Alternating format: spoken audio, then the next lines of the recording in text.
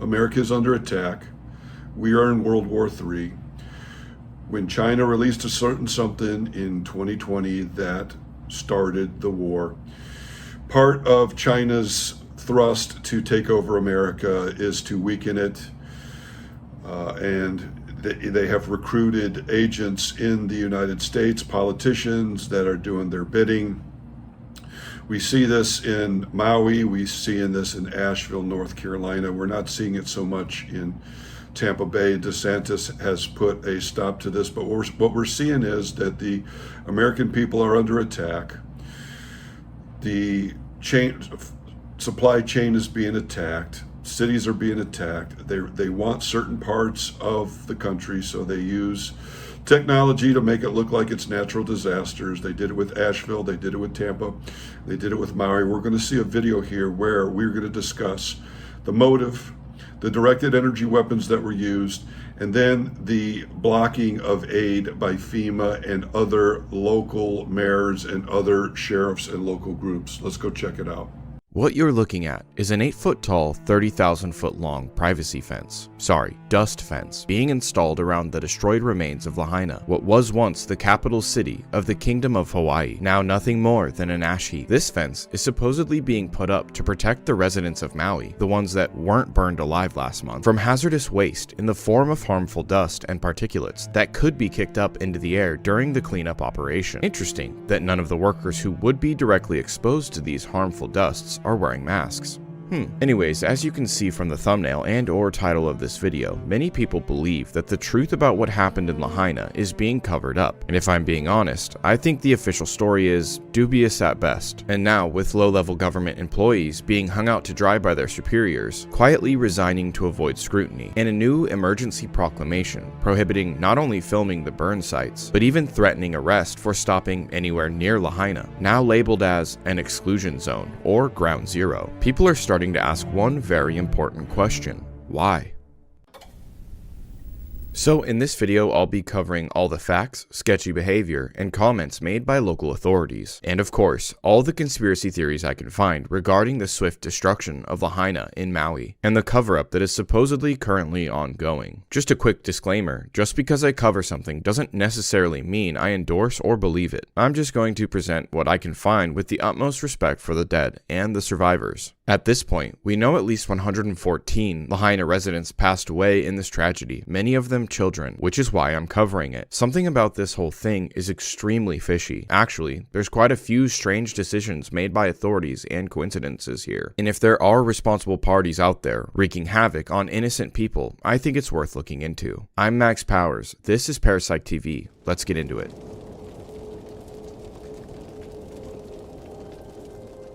In the early hours of August 8th, 2023, approximately 3:45 a.m., Maui officials announced in a news release that a brush fire was reported in the Olinda Road area of Kula in central Maui. At 6:37 a.m., officials claimed that winds fueled by Hurricane Dora, which is about 490 miles off the coast of Maui at the time, helped create conditions for a 3-acre brush fire that breaks out in the area of Lahaina Luna Road, east of the historic seaside town of Lahaina. At 9 a.m., Maui officials declare the brush fires are 100% contained and are no cause for alarm. At 11 a.m., a couple in their 70s, Gail and Ross Hart, see the fire cross a gulch near their neighborhood in Kula. The Harts and their neighbors are holding the flames back themselves with garden hoses when the water is suddenly cut off and they are forced to leave. The blaze intensifies and consumes the neighborhood. The only thing standing is our mailbox, Gail later said. At 3 p.m., Lahaina residents begin to hear repeated booming noises, assuming they're explosions caused by the fires in the nearby area. 30 minutes later, Lahaina is completely engulfed in flames. 13 minutes after that, Acting Governor Sylvia Luke issues an emergency proclamation urging evacuation. Lieutenant Governor Luke is serving in Governor Josh Green's stead as he is conveniently out of state. Residents try to either rush home to gather their families or rush away from the area to escape the flames. For the most part,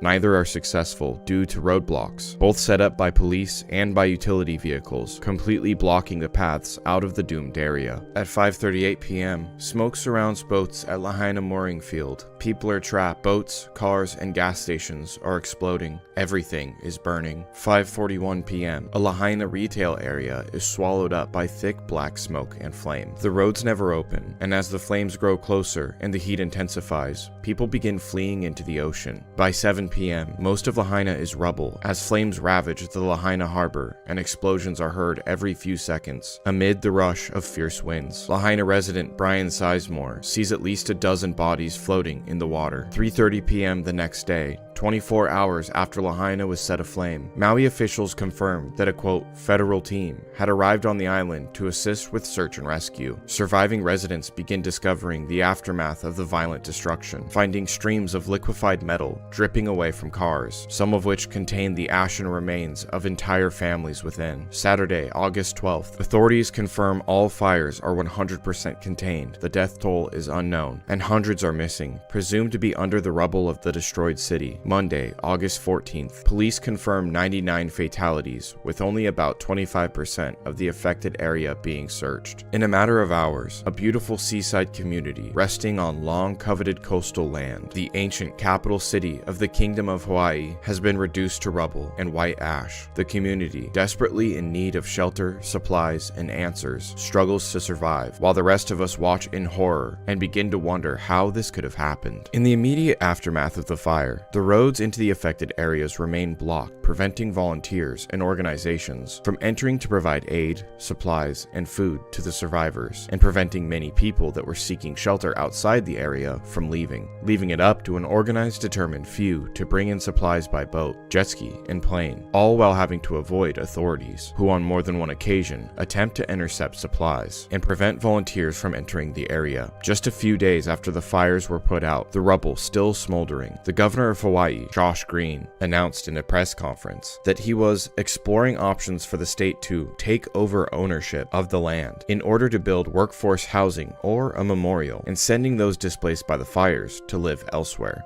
I'm already thinking about ways for the state to acquire that land so that we can put it into workforce housing, to put it back into families, or to make it open spaces in perpetuity as a memorial to people who were lost. Practically telling the community that had just lost everything they owned that they would also indeed be losing their land. Before all of the families whose children are still missing bury their family members, before the authorities can even answer what the death toll is, and before any government official has made any real attempt to help the community, they are holding meetings with developers to talk about the possibility of waiving restrictions and speeding up the permit process so that the county can begin construction on whatever projects they see fit without consulting the people whose land was just razed by hellfire. What happens when there is a major disaster and loss of life, and officials not only failed to communicate, but even worse, try to stifle any communication about what's happened? People are left to wonder and investigate themselves, leaving us with many of the questions we'll be going over today. Before we get to any theories, I think we should talk about a few things that aren't theories, but facts, backed up by witness testimony, official admittance, and superficial media coverage in a segment I call Roadblocks, Sirens, and Water. First, the roadblocks. According to multiple eyewitness survivors, in the midst of the chaos, as the fires ravaged the area around Lahaina and grew closer and closer, residents began trying to evacuate, most of them trying to use the main paved road out of town, Highway 30. But Highway 30 was blocked by a police barricade, and the residents were guided back into town and corralled down onto Front Street, being told that's where they'd evacuate from. Well, this is Front Street now. Very few of the people that were ushered into Front Street to evacuate were actually able to do so because of various police roadblocks, downed trees, downed power lines, and roads blocked by utility vehicles. The people that made it out did so by driving up onto the sidewalk, through yards, around police barricades, and on dirt roads to get up over the fires. Listen to these eyewitness accounts of what happened. I was in my truck going to check on some customers' properties, and all of a sudden all the roads were being blocked off right in front of me, and from the cops, and I would go to the next street and that would be blocked off, and the next one, and they just blocked everything off, forced everybody down on Front Street, in which then the flames were coming over our vehicles, not on our vehicles, but The flames are coming over top of our vehicles. And what street are you on at this point in time? Front Street. You're on Front Street Yes. itself? Yep. So you got directed onto Front Street? Yep. Where did you start when you started this journey? I was going down the highway, and they blocked it off and wouldn't let me go any further. So you were coming from Laniapoko? No, I was coming from Waikuli. Why? Okay, so you're heading Going down the you're highway. heading south. And then they stopped us from going up on the bypass. Then they wouldn't let me go past the bypass to the other exits to go up there. So you couldn't go up the bypass? No. And then all of a sudden they said, everybody's off, get off this highway, go down this way, down into town. Then they started blocking everything off there, and then you were down on Front Street, and I got all the way down to Safeway. And So you got corralled onto Yes, Front Street. You yes. started on Honopilani Highway. Yes. And you ended up on Front Street. Yes, couldn't go anywhere. They just said, go north, go north, go north. And then when we got on Front Street, embers were coming over the buildings and landing on our vehicles. And we're all in a line trying to get to the end of Front Street to go north, like they told us to, not knowing that the police blocked off the end of Front Street so nobody could move. And then everybody panicked, and they all started everybody went up on the sidewalks and through yards, took out the other lane. And then all of a sudden nobody could move anywhere. So all I did was try to inch my way over to another yard and drive up through a sidewalk, come back around, and then the cops were moving around one exit, so I ended up getting up on the highway, even though they tried to direct me another way, and then I hightailed it to home. All the way from Safeway to the chart house, not one car had moved. And I was wondering what was stopping the traffic. Well, it was a policeman. And I got to the end and I looked up north, there were no obstructions, there was no reason to keep those cars there. Are you serious? I'm serious as a heart attack. And I said, what are you doing? He goes, well, I'm under orders to keep them here. And I said, the fire is right around Safeway. It's going to hit Front Street.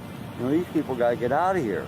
And he said, I'm following orders. No way. And so I just kept walking. Well, maybe he knows something I don't. When he was later heading home through Lahaina town just before 3 p.m., he hit this roadblock on the southbound highway at Kapuna Kea before the Cannery Mall. Herzog backtracked to where Front Street meets the highway. At 3:19, his camera shows a police vehicle blocking access to the highway at Papalaua. At 4:26, Herzog abandoned his car at Kingdom Hall and walked to Mala Wharf. The highway was completely shut down for 2.5 hours at Keawe Street until at least 5:24 p.m. Traffic routed towards Front Street. At 5:30, Herzog comes to the end of Front Street, and to his surprise, it looks like 2 police vehicles parked kind of nose to that exit for Front Street, kind of at a V like this. The traffic had basically bottlenecked right there. So there were cars in both lanes trying to go north by this point. But everyone was stopped on Front Street right there. Some of the roads weren't blocked by police, but by utility vehicles, supposedly repairing downed power lines. In a vacuum, this makes sense. It would be a terribly unfortunate series of events. Hurricane-force winds downing power lines in one area while fanning the flames of a dangerous brush fire in another. It could happen, and it almost certainly did, but that has nothing to do with Highway 30, the default route of escape out of the area to the north and south, a route that witness after witness after witness has now claimed was blocked by police vehicles and cones. With many people claiming the officers were directing traffic away from the highway, ordering vehicles to turn around. Just following orders, I'm sure. Those that disobeyed survived. Another frightening lapse in disaster response that more than likely multiplied the death toll is the fact that not one siren went off for the entirety of the disaster. Hawaii boasts what the state describes as the largest integrated outdoor all-hazard public safety warning system in the world, with about 400 sirens positioned across the island chain to alert people to various natural disasters and other threats. 80 of those sirens are on Maui, and like I said, none of them were activated to alert citizens of the incoming fires. The reason? I'll let Maui's own emergency response manager, Herman Andaya, tell you himself. Do you regret your decision, and have you considered handing over the reins to somebody with more experience? To say that I'm not qualified, I think is incorrect. I went through a very arduous process, and I was vetted, had to take a civil service exam. I was interviewed by seasoned emergency managers, and they all deemed me qualified. In fact, I was selected. Do you regret not sounding the sirens? I do not. And the reason why... So many people said they could have been saved if they had time to escape had a siren gone off, they would have known that there was a crisis emerging. And as we know, so many bodies were found in the ground as the flames caught their heels. Give me the answer. The sirens, as I mentioned earlier, is used primarily for tsunamis, and that's the reason why many of them are found, almost all of them are found, on the coastline. The public is trained to seek higher ground in the event that the siren is sounded. Had we sounded the siren that night, we're afraid that people would have gone Malka. And if that was the case, then they would have gone into the fire. According to Herman himself, he had zero experience in the emergency management field when he was hired. And CBS News correspondent Jonathan Vigliotti actually did an incredible job pushing back on the Maui authorities during a press conference. So, not only were there no alarms sounded, but Andaya vehemently defended his choice to not alert the people of Maui based on the lie that these sirens are only for tsunamis. A quick aside, that man who sort of angrily interrupted is Maui Mayor Richard Bisson, and I think the tone kind of reveals a lot about how any real journalists who ask tough questions have been treated by Maui and federal officials, but more on that later. So, according to Maui officials, they intentionally chose not to set off sirens because they believe that this would cause panic and raise the death toll even higher. Reason being that the sirens are only used to alert people about tsunamis, to which the proper protocol would be to go inland and seek higher ground. And in this case, that's where the fire was coming from. The only issue is, this is patently untrue. Hawaii's own emergency management website details fast facts about the system, which they call the All Hazard Statewide Warning Siren System. Emphasis on all hazard there. In my opinion, the most pertinent fast fact detailed on the site is this one. The All Hazard Siren System can be used for a variety of both natural and human-caused events, including tsunamis, hurricanes, dam breaches, flooding, wildfires, volcanic eruptions, terrorist threats, hazardous material incidents, and more. The siren system was designed for and has been used in several different scenarios, including fires. Several residents have claimed that the sirens would have alerted them, giving them at least a precious few moments to evacuate before they were completely surrounded by the fire. As we covered in the timeline, Ross Hart was one of the many locals fighting the fires on their own, until suddenly, the water was seemingly cut off. Well, that was no accident. A state official, allegedly a specific official named Kaleo Manuel, refused to release water to fight the fires until it was much too late. I've seen some reports that the fire department didn't respond, but that's not true. The fire department was doing what they could, but they drained their water reservoirs while doing their duty. More water was available, but it was up to the Hawaii Commission on Water Resource Management to approve its use. As the fire department desperately called for more water to be diverted from local streams into their reservoirs, the CRWM denied the request and instead told the firefighters to check with the local farmer to see how a diversion of the water supply would affect him. They eventually did approve the diversion of water 5 hours later, after Lahaina had already been reduced to a smoldering ash heap. Here is Kaleo Manuel, the official who could have acted and saved lives, in a resurfaced video. The commission is responsible per our authorizing statute to protect and manage all water resources in the state. One Water is like taking it and looking at it from a holistic system perspective, and that's not any different than how Hawaiians traditionally managed water. You know, in essence, we treated Native Hawaiians treated water as one of the earthly manifestations of a god and a kua kane. And so that reverence for a resource and that reciprocity in relationship was something that was really, really important to our worldview and well-being, right? And living in an island, isolated from other, civilizations.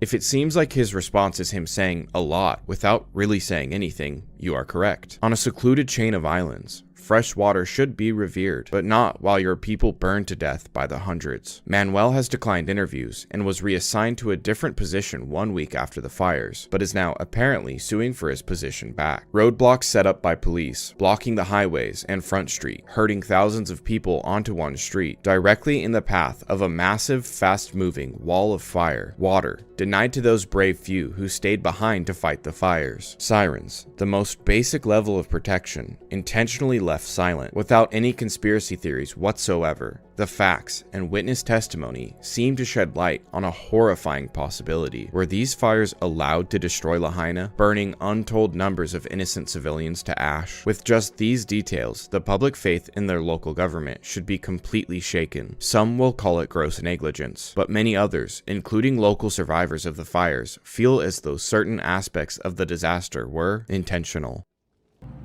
So we see that they blocked them from leaving, and then when people tried to help them, FEMA did not help. FEMA blocked the supplies going into them. This is a common thing we see over and over again with these so-called natural disasters. They put people into place to then block or stop after the operation has happened to keep from people being saved. We see it over and over again. We're probably seeing lasers in both situations, directed energy weapons on the Maui fires, but then we're also seeing lasers and other technology used to steer these hurricanes into places like Asheville. Now we're going to see a very disturbing thing about how a lot of people are missing, and it's a lot of children.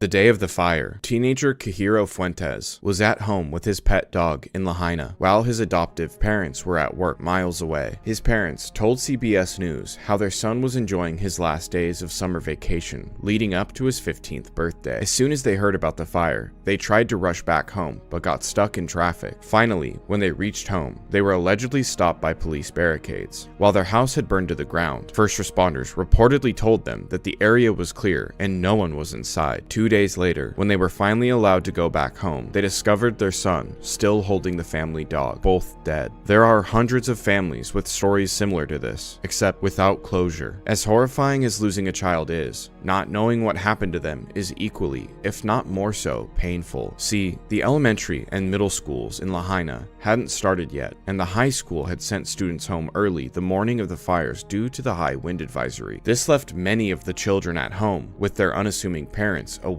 at work. With all of the traffic congestion caused by downed trees, power lines, and roadblocks, many parents and caretakers were unable to make it back home before their houses were burnt down. As of now, a month later, the official death toll sits between 97 and 115. But something is very strange about this number, and it has something to do with the children of Lahaina. The Hawaii State Department of Education issued a report Thursday, August 24th, stating that 2,025 students are not accounted in the Lahaina public school system. The 4 schools, 2 elementary, 1 intermediary, and 1 high school that comprise the Lahaina School District had a total of 3,001 students enrolled before the fire. The schools are now closed due to damage from the fires. The report states that as of August 21st, out of the 3,001 students enrolled on August 8th, only 538 had re-enrolled in other public schools, with 438 having enrolled in the state distance learning program, leaving 2,025 students unaccounted for. The report does not mention whether or not any of the missing children were killed in the fire. Now, I don't believe that means that all 2,025 of these children are gone. I think there's at least a few hundred or so that are probably with family, trying to survive through the chaos of losing their homes and entire community with little to no help from the government, and aren't stable enough to send their kids to school yet. But 2,000 out of 3,000 is a lot of missing kids, and the local officials have reacted to questions about these children in a bit of a suspicious manner. I don't know. I wish yes, I knew you the do. answer. How many children are missing? You I know. wish I knew the answer to that. I would be happy to answer that. You have no estimate as to how many children are missing? I guess Nothing? we can end this right now if you guys want. Sorry. This is one of the biggest questions that the people of Lahaina have, but you don't want to answer. It always takes 1 or 2 to ruin it for everybody. Please, this is our first, this is our only Well, we opportunity. could say that about you. You ruined it for everyone. You're welcome to say it. You're the media. You can say whatever you want. You're a disaster. All right. Okay. Please. You've been the worst mayor we could possibly imagine. You won't even wait. Respect. Respect what? This is the most dismal response we've ever had. You won't wait for your turn. You want to shout over these guys that are legitimate. Why don't you give them the real answers then? Give them the real answers. That's not his question. Let him. Yeah. You can go. Yeah. Oh, sorry. So that was the mayor of Lahaina, Richard Bisson, the same man that lashed out at journalist Jonathan Vigliotti when he was questioning Herman Andaya. After a large-scale disaster, as a public official facing simple questions, such as, how many children are missing, or how many of the dead are children, you either know the answer or you don't. Whatever the case, you do your job as an elected official and deliver the answer with tact. For example, as of right now, our focus being on search and rescue and supplying our surviving community members with the goods and shelter they so desperately need. Unfortunately, I do not know how many children are missing. However, I will continue to be transparent and get back to you as soon as I obtain further insight from our first responders, as I know this issue is of the utmost importance. Or, this has been an incredible tragedy. The loss of life is staggering, probably in the hundreds. Many of those are possibly children. In light of those facts, we are doing everything we can to carefully recover remains from the rubble and meeting with families to either notify them of the passing of their loved ones or reunite them with those that have been rescued. As the mayor, it's not your job to know every detail. Mayor Bisson isn't expected to know. He's expected not to lie, not to hide. In fact, as far as optics are concerned, he handled these questions in perhaps the worst possible way. In neither of my two hypothetical responses did I provide any exact details. What I did offer was a sense of responsibility, reverence for the victims of the tragedy and their loved ones, and assurances that once more detailed, acute information was available, it would be shared with the public. In a word, I expressed basic care for the situation. Mayor Bisson's response is damning. It's a small thing with massive implications on what is more than likely going on behind the curtain. In my opinion, this reaction screams silent guilt and intentional obfuscation. I'm guessing that's an opinion these actual journalists shared, as after the mayor abandons his own press conference, it seems a couple of the journalists, unsatisfied with the lack of care or any real answers from the mayor, elected to follow him and continue with their line of inquiry, an act that ended with one of them being put in a headlock by local sheriff's deputies before being shoved around and unlawfully detained. I have no love for any of the major news networks, but it is a very, very bad sign when journalists are assaulted or detained or restricted from questioning our elected officials in any capacity. Just following orders again, I presume. Always worked out great in the past, right? As I said, the official death toll still sits between 97 and 115, but this is nearly 6 weeks after the fire. This is the same number they had when they had only searched 25% of the area. At 2 weeks after the fire, the government announced 99 fatalities and anywhere from 850 to 1,100 people of all ages missing. How has that number not changed? If we have the remains of 99 people and know that between 850 and 1,100 people are missing, then we process the scene for 3 or 4 more weeks. Some of those missing people turn into confirmed as deceased people, with some kind of remains being found. With the questions of how many children are missing, why the death toll is seemingly so far off, the mayor's inability and or reluctance to answer simple questions about the children, and why the area has now been cordoned off, preventing families from recovering their loved ones remaining unanswered, many are now starting to believe that the true nature of the event is being covered up. Now, we take a turn away from facts and speculation, and immediately after turning, we trip on our own shoelaces and fall into a rabbit hole, a conspiracy rabbit hole of theories. Many theorists have been quick to point out a strange and kind of disturbing coincidence, that the police chief in Lahaina currently, John Pelletier, used to be a captain with the Las Vegas Police Department, where he acted as the incident commander and led the crisis response to the Las Vegas massacre in October of 2017. Now, I'm not so sure this is anything like a crazy connection at first glance. A coincidence, definitely. So why do people think this is such an important detail? Well, let's take a brief look. Nothing about John Pelletier's life or career is exceptionally remarkable when looked at through a discerning conspiratorial lens. He was born in Buffalo, New York, and moved around the country before settling in Las Vegas at the age of 17. Before moving to Maui, Pelletier was with the Las Vegas Metropolitan Police Department for 22 years, where he rose through the ranks and became captain. The third generation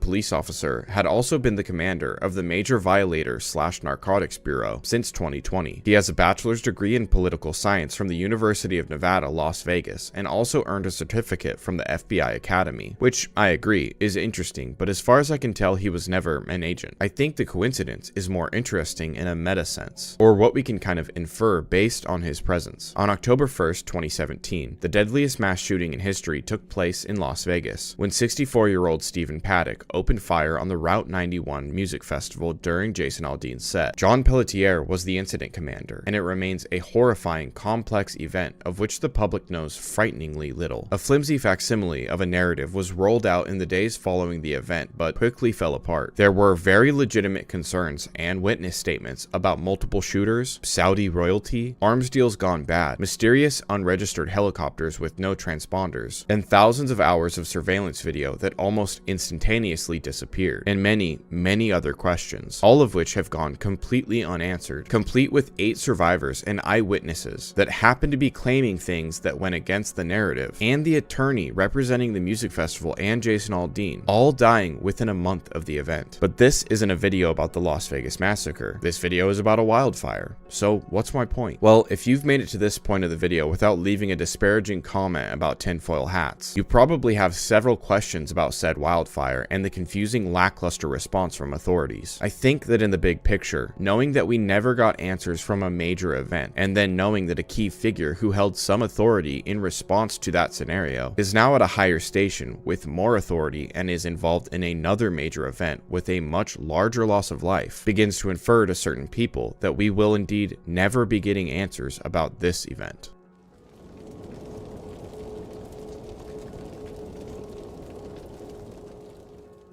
As the smoke began to clear in Lahaina, Stu Peters posted this picture to X with no caption, inferring that the fires had been started by a directed energy weapon. As soon as he posted it, the masses began rolling their eyes at crazed conspiracy theorists once again. As it was very quickly pointed out, this was an edited version of a time-lapse photo of a Falcon 9 launch in Florida, which is unfortunate because it's these kind of posts that make people believe that directed energy weapons, or DEWs, don't exist. And they definitely do, and they have in some form or another for a very, very long time. For real, it's not a secret. I literally don't know how to make it any clearer than the government's own site, airforceresearchlab.com, and I'll just read it right off the site. The AFRL Directed Energy Directorate operates 2 major telescope sites that are used to advance SSA technologies. One of these sites is located on Kirkland Air Force Base, New Mexico, and the other site is located on Maui, Hawaii. The Maui site is called the Air Force Maui Optical and Supercomputing, or AMOS site. The AMOS site consists of 2 facilities that conduct SDA operations and research and development. The first facility is the Maui Space Surveillance System, and the second is the Maui High Performance Computing Center. Research thrusts at the AMOS site include satellite detection and identification, atmospheric compensation, and resolved imaging, astrodynamics and orbital metrics, sensor development, and laser propagation through the Earth's atmosphere. The US government and ostensibly other governments have been experimenting with this technology for decades. With the potential to revolutionize modern warfare, these directed energy systems offer unprecedented speed, precision, and versatility in engaging and neutralizing various threats. The Air Force Research Laboratory conducted a test at the White Sands Test Range in New Mexico, successfully shooting down multiple air-launched missiles in flight using a fiber optic laser. If airborne lasers prove to be as viable and effective as anticipated, future laser weapons could have a profound impact on aerial warfare. Lasers have the potential to serve as extremely fast and precise air-to-air and air-to-ground weapons, offering virtually unlimited ammunition capacity. This transformation would revolutionize the capabilities of aircraft, providing them with a versatile and adaptable tool to engage targets with unmatched speed and accuracy. The Air Force Research Laboratory also issued a notice for a 6-month study called Compact High Energy Laser Subsystem Engineering Assessment, CHELSI, to identify most promising technology options to scale laser power by next year. The more powerful CHELSI laser may eventually replace Self-Protect High Energy Laser Demonstrator and would be more suitable for offensive applications. The Air Force desires an internal or conformal laser mount for its upcoming 6th-generation fighters, which would hug the airframe without compromising their aerodynamic and radar stealth characteristics.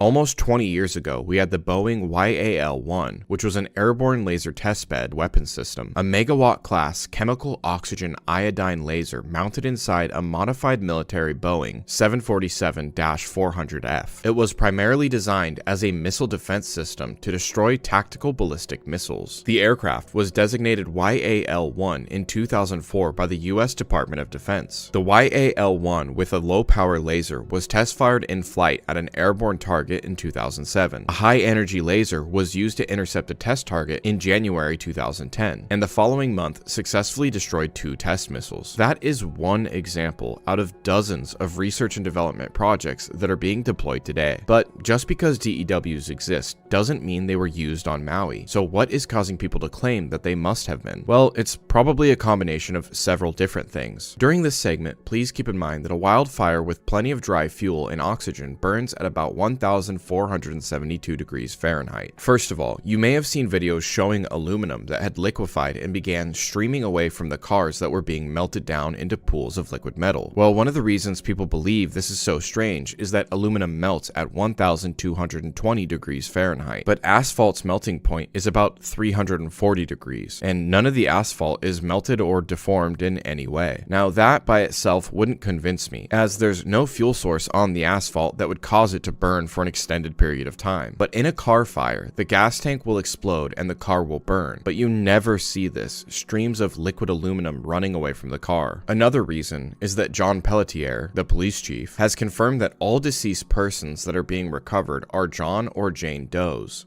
because the remains are nothing more than ash heaps, sometimes with bits of bone. When we find these, our family and our friends, the remains we're finding is through a fire that melted metal. We have to do rapid DNA to identify them.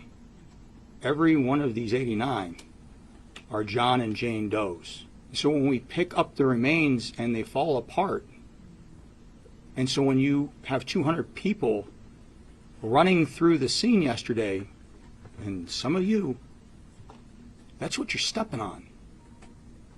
I don't know how much more you want me to describe it. The issue with that is described in this video by a former funeral home owner. So as a former funeral home owner and licensed funeral director for over 2 decades, I worked very extensively and closely with our local crematory. I was taught by that crematory that they need to cremate in between 2,000 and 3,000 degrees Fahrenheit. So the question is, how hot were those fires to be able to incinerate or cremate human remains? We know that it was at a higher level than 1,500 to 2,500 because it melted the rims on the vehicles. Why are there no bodies in the cars? In which he describes that he was taught that when cremating a human body, the temperature needed to be between 2,000 and 3,000 degrees in order to effectively and completely incinerate the remains. A quick Google search shows that even at these temperatures, in a closed, controlled environment designed to turn a body to ash, the process still takes 2 to 3 hours. Although the brush fire that led to the fire in Lahaina started at roughly 6 a.m., and the final fires weren't contained until the next day, no one structure burned for that long at that high of a temperature. Most people that die in a house fire or in a forest fire leave a body behind. Again, you can Google it. Most fire deaths are not caused by burns, but by smoke inhalation. Often, smoke incapacitates so quickly that people are overcome and can't make it to an otherwise accessible exit. All of the people that passed away in their cars waiting at the roadblocks, all of the people that passed away at home unaware that either there was a fire or unaware of how close it was, there are no bodies. There's only ash. The point being that whatever caused these fires was anomalously hotter than a wildfire, or something else was melting things during the fire. Then there's the blue theory.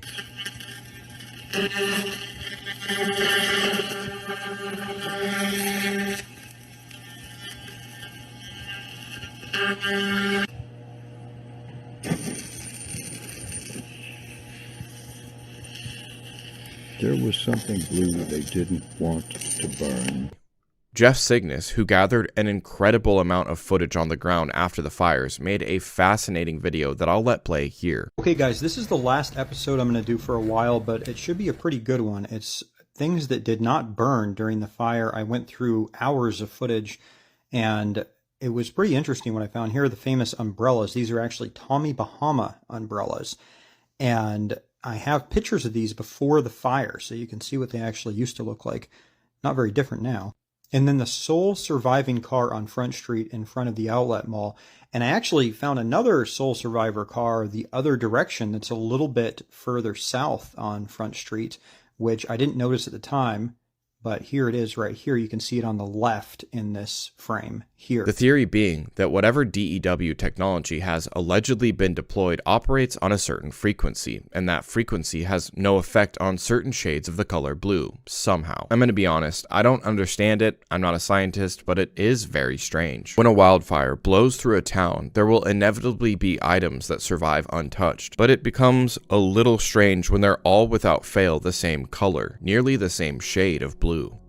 Some of the footage I've shown earlier in the video, including some of the testimony about roadblocks, was gathered by Eric West and posted to his YouTube channel, Hawaii Real Estate. As you could probably guess, before the fire his page was dedicated to real estate opportunities in Hawaii. Since, he has completely dedicated himself and his channel to interviewing survivors of the disaster, getting their stories out there, and investigating the strange circumstances surrounding the fire, and has raised nearly $1 million for survivors. Eric doesn't focus on conspiracies or anything like that. He just points out what's been going on. Like Jeff Cygnus, he's also explored around and pointed out very strange burn sites where cars have basically been liquefied, even when nowhere near any of the fires. But most interesting to me was a couple weeks back. He stood on the highway outside of Lahaina to get some footage of Lahaina from a distance, and this is what occurred.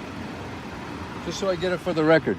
People are asking why we can't park and look at these images and take pictures. I just need to know what the law is that says we can't do it. What law? Emergency proclamation, you cannot park or walk on the bypass. Thank you. What law do I reference? What law do I reference? Do I know what? To leave now. Can you state what law? You need to leave now. What regulation? You need to leave now.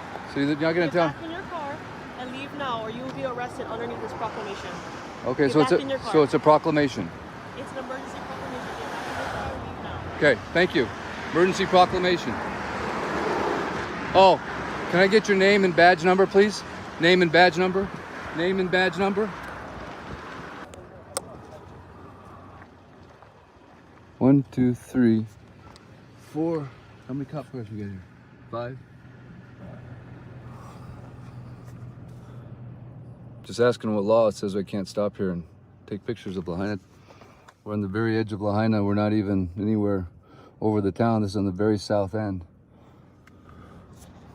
As you can see, at this point, the police are not allowing anyone to even stop on the side of the highway, invoking this emergency proclamation. And after this, I noticed some of Eric's videos and live streams, mostly the ones involving some of the more contested issues, like the melted cars, roadblocks, and bizarre police behavior, had been taken down. It makes one wonder if Eric was contacted or threatened and told to remove this content. Jeff Cygnus has also stated several times in his videos that he has been contacted, threatened, and has even now left the state in order to be able to freely release videos covering the subject, going as far as warning anybody that means him harm that other people have his credentials and will continue to upload the footage if something happens to him. I cover all this in this section of the video because the authorities are clearly hiding something to do with the remains of the fire, some sign left behind in the wreckage, under the guise of not wanting anyone to get too close to what they are now calling Ground Zero in Lahaina because of toxic hazardous waste, like paint and batteries.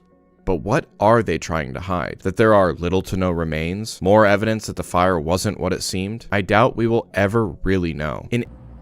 So in that part there, we see that directed energy weapons are a real thing. We saw a demonstration where blue is not affected by the laser, and we're also seeing that blue things there in the city were not burned. We're seeing that things are being incinerated with energies much higher than just regular forest fire or fuel fires. It's all pointing to one thing, that directed energy weapons were used on Maui to create this a thing, and then they're going to call it a natural disaster when it is not. Any serious crime, one of the things investigators use to narrow down suspects is motive. So what would be the motive behind allowing Lahaina to burn? Well, theorists believe the motive is connected to special interests, dead set on implementing new, extremely expensive and easy to manipulate smart city technology. In January of this year, 2023, there was a smart city conference in Maui to turn Maui into an entire smart city island, pushing everything electric and making 15-minute smart cities. The theory behind why they're trying to implement smart cities being something along the lines of everything you need can be reached within your zone, and if you want to leave said zone, you'll need some kind of clearance or permission, and the only vehicles that would be allowed are limited range EV vehicles. It sounds crazy, but it's not impossible, as just a couple months ago, Hawaii Governor, Pennsylvania native Josh Green, was the keynote speaker at a UN conference in New York. We were the first state to mandate 100% renewable energy for electricity. So it's, again, an opportunity as a small state with technically a small footprint, but we do punch above our weight a little bit because of our position in the Pacific. The island community was very skeptical about this idea, which has been kind of being pushed on them since way back in 2011. And on September 25th, there's supposed to be a Hawaii Digital Government Summit in Honolulu. The website used to detail how one of the things that would be discussed is the use of AI to regulate everything from law enforcement to electricity distribution. Now in its place lies a context note reading, "Misleading social media posts have been circulating falsely asserting that the Hawaii Digital Government Summit, which is held in Honolulu each year, is aimed at transforming Maui into the first smart island. These claims are incorrect and do not align with the summit's annual focus." But that's not exactly accurate. As I said, there has been a push in Maui specifically to make it a smart island. Between 2011 and 2016, Hitachi partnered with Mizuho Bank and Cyber Defense Institute, Inc. began operations on Jump Smart Maui, short for Japan-US Island Grid Project. The following are excerpts from JumpSmart documents. The state of Hawaii has been placing a priority on the promotion of renewable energy and EV in its energy policy. In order to build a smart community in consistence with Hawaii's energy policy goals, the objective of JumpSmart Maui has been specified as below to create a mechanism to sustainably popularize renewables and EV. Direct load control. The program to control electric supply load from outside was implemented in Phase 1. The load in this context includes EV as well as electric water heaters installed in households. Also, when a sudden power supply shortage has occurred, such as a sudden drop in wind generation output, electric water heaters receive a signal and interrupt the power consumption. This is called emergency adjustment operation. In general, energy is difficult for the non-expert to understand because of the technical jargon and complicated theories. Also, the understanding for new technologies like renewable energy and EV has not spread enough in Maui. Therefore, some people are still skeptical about them. So in their own documents, accounting for the details of the project, they openly state that the goal is for the entirety of Maui to be one smart community, that the intention is to be able to control and even limit power to households and electric vehicles, and that some people were skeptical, but only because the technical jargon made it too hard for them to understand. There was also a contract last year that was signed to build high-rise condos and businesses in Lahaina, which was a historical town that couldn't have any new development done to it, which is a coincidence, as one of the first government responses to the disaster was to begin meeting with developers whose interests were in figuring out how to get rid of all those pesky restrictions and speeding up the permit process so that the county can begin constructions on whatever they want. I'll also point out that the emergency proclamation basically allows for the government's disaster response to supersede any constitutional rights or previous zoning restrictions, like not being able to build in protected historical districts. Only time will tell if there's any truth to this. I guess if they build high-rises and a smart grid in Lahaina, we'll know. Just a quick word on the response from FEMA and the Red Cross. Emergency Management Agency, or FEMA, had staged a fake news conference Tuesday with agency staffers posing as news reporters. Had its own employees, you see them sitting down right there, pretend to be reporters and ask the questions. This is an excerpt of the fake news conference where the FEMA staff asked their boss, well, friendly questions. Are you happy with FEMA's response so far?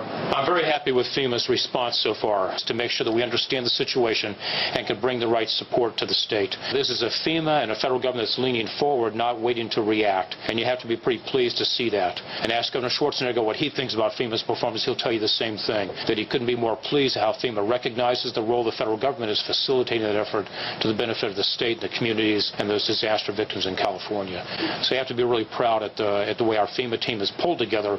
So I think as a nation, people should sit up and take notice that you have the worst wildfire season in history in California, and look at how well the state and the local governments are performing. Look at how well we're working together between state and federal partners. It's a good thing to see, and it should be reassuring to the American public that if a disaster does strike our country, whether it's California or a hurricane in the Gulf Coast, that we'll do the same thing. We'll pull together to support state and locals. Being questioned by, well, the country thought they were reporters, but they were FEMA staffers posing as reporters. Homeland Security Chief Michael Chertoff called the staged news briefing, quote, one of the dumbest and most inappropriate things I've seen. Tuesday, FEMA's deputy administrator held what was called a news briefing to talk about the California wildfires.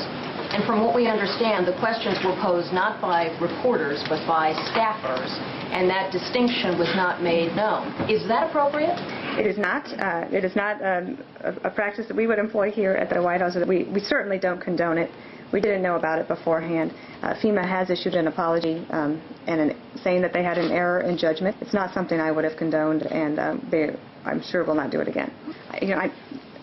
You'll have to ask that. The organizations whose job it is to collect and disperse life-saving supplies, aid, and disaster relief to victims, time and time again have been accused of withholding those supplies. These organizations are mostly funded by taxpayer dollars. They don't get paid per life saved. They get paid to exist. The trend with FEMA and the Red Cross seems to be a disaster occurs, they show up to justify their existence, to continue earning taxpayer dollars. They hoard supplies which are later found in storage units, rinse and repeat. Now, I'm sure there are great people working within these organizations, but the lion's share of disaster relief in Lahaina seems to have been organized by tireless citizens. Guy Lenny is a daring big wave professional surfer and a Maui native, and he says he's been forced to lead a citizen-run recovery effort, one of many on the island, because the government's response, by contrast, has been inadequate. People in the fire zone telling him they haven't seen a government employee in days. We were kind of sitting back waiting for help to arrive, and then nothing was sort of happening.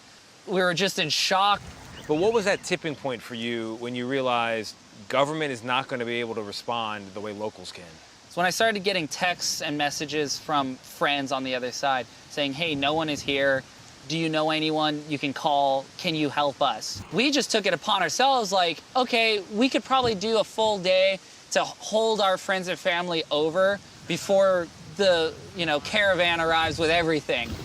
And it was just like day after day. Where are they? I haven't seen, one state, one county, one federal official at any one of the donation hubs where people are most suffering. As you can see in the clip, an exhausted pro surfer who can barely keep his eyes open speaks his truth, while the pampered, well-rested reporter attests to the government's truth, which is, they're lying, we showed up, we're here. Well, being there doesn't help, helping helps. It's seemingly becoming more and more obvious as the years go by and we get closer and closer to some kind of horrifying self-inflicted societal collapse, that the lies get thinner, almost translucent. It's not up to the authorities and the media to really even try to lie anymore. It's just up to you to not look into anything. It's your job to ignore harsh truths. In danger of sounding pretentious or even speaking out of turn, I'd like to end the video by saying this. From the stories of heroics during the fires to the strong sense of community amongst the survivors in the following days and weeks after the disaster, it would seem as though Lahaina is not a place but a people. Their homes are gone, their belongings destroyed, their businesses and schools in ruin. It's too late to save any of that, but to further strip these people of their constitutional rights, inalienable, I might add. dispersing these great people from their own land and scattering them elsewhere. We threaten a further travesty of justice than has already occurred. This topic has been heavily censored. After 18 months on the platform, talking about everything from Bigfoot to Jeffrey Epstein, I received my first 2 community guidelines violations on TikTok for talking about Maui. I have no doubt the video you're currently watching will be demonetized, which is the easiest and fastest way for this platform to take a video out of the algorithm, avoiding any unsanctioned scrutiny on the topic. Citizen journalists in Maui have been censored, run out of town, threatened, and shown nothing but bravery and commitment to the people of Lahaina in response, especially Eric West and Jeff Cygnus. I urge you to look into this story on your own and come to your own conclusions. Whatever those conclusions may be, I can only hope for the people of Lahaina's sake this injustice is remembered and given the proper investigation it deserves.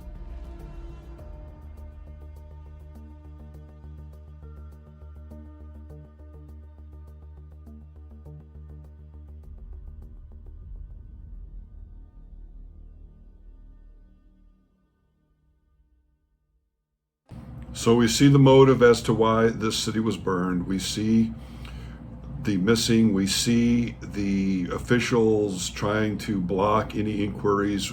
We see them putting a fence up to block anybody from looking up there because weird things like blue drums, blue houses are spared.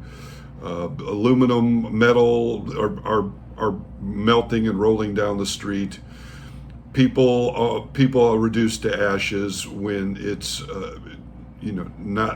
it's impossible.